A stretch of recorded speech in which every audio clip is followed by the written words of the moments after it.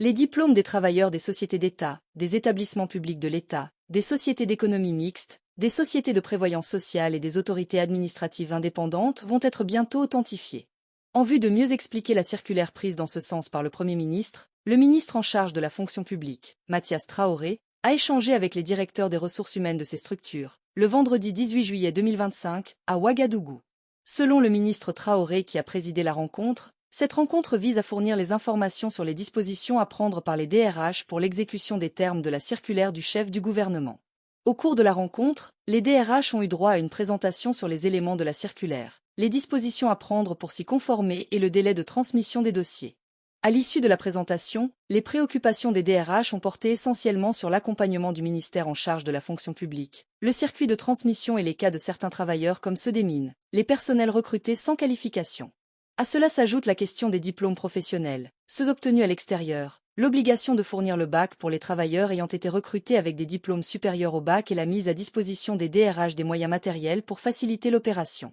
Par une circulaire signée, le 4 juillet 2025, le Premier ministre, Rintalba Jean-Emmanuel Ouédraogo, a invité les membres du gouvernement à ordonner aux responsables des structures rattachées sous la tutelle technique de leur département ministériel de procéder à la numérisation des dossiers individuels des travailleurs et d'effectuer sous la supervision de la Commission de régulation des dysfonctionnements et du ministère de la fonction publique le contrôle de l'authenticité des diplômes de tout le personnel.